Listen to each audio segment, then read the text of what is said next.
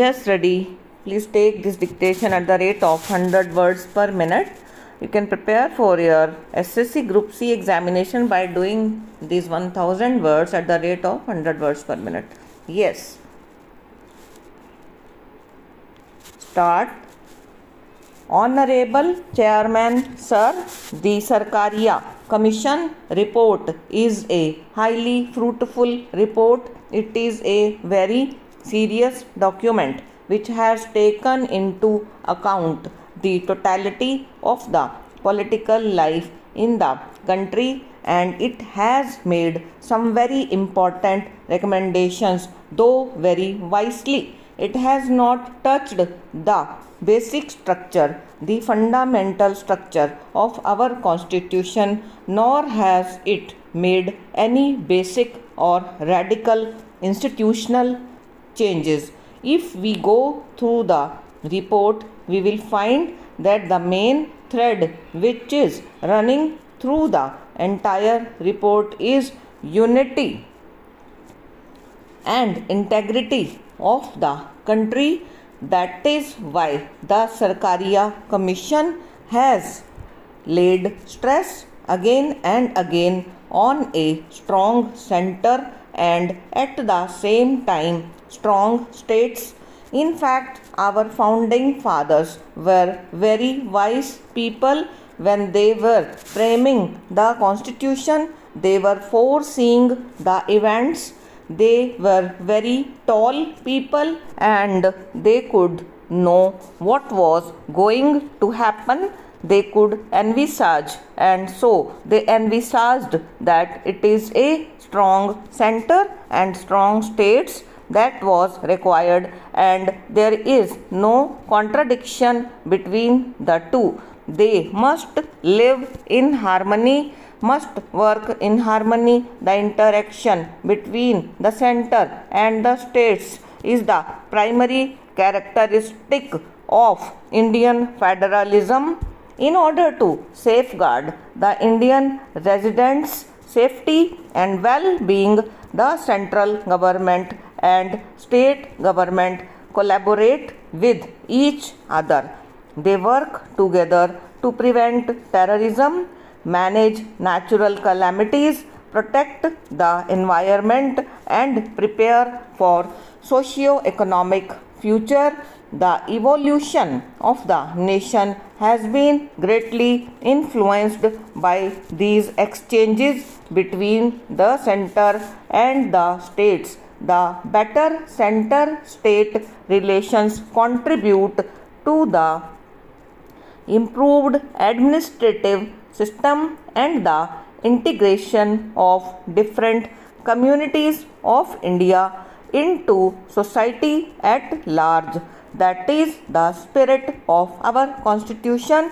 If at the time of framing of our constitution there was need for a strong center, there is more need for it today. Sir, we are discussing something which will affect the future generations also. We are attempting to review the center-state relations after a very long time, and so we have to be objective. We have to depart from the party angle. We have to speak as true Indians in this august house, which is the upper house of Indian Parliament.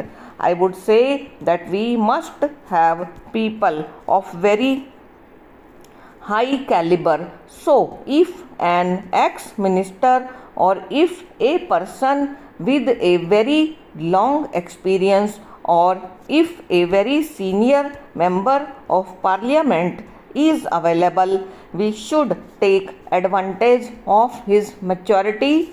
There should be no ban on appointing such a person as the governor. Many things have been said about president's rule. It has also been said that there has been abuse of this provision of imposing president's rule. As many as 9 governments were dismissed by the Janata government in 1977, and this was repeated in 1980. But the point is that the president's rule has to be imposed if there is no stable government possible for cooling of time, and that has to be decided by the president on the report of the governor.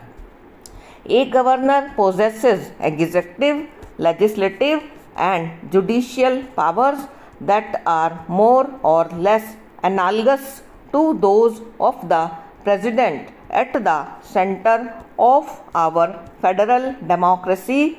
However, unlike the president, the governor does not hold diplomatic and military powers.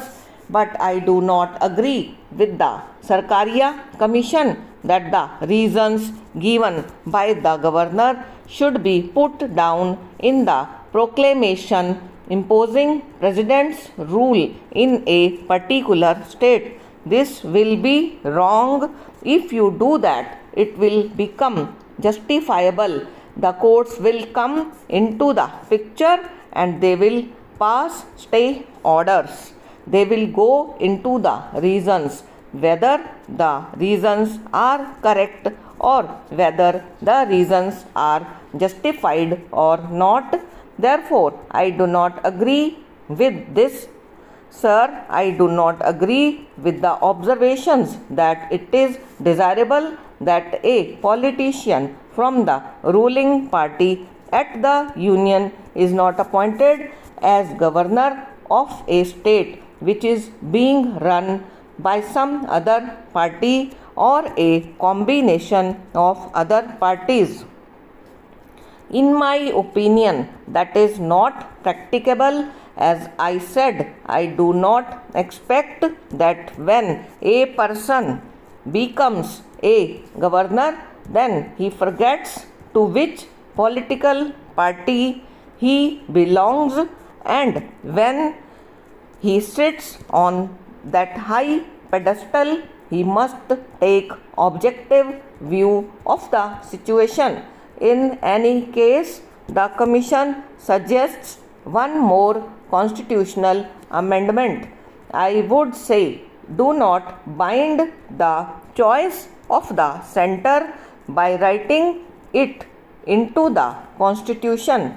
All these good points must be taken into consideration, and we should have a convention that we will not appoint any person of a low caliber or a person who is not expected to deliver good things.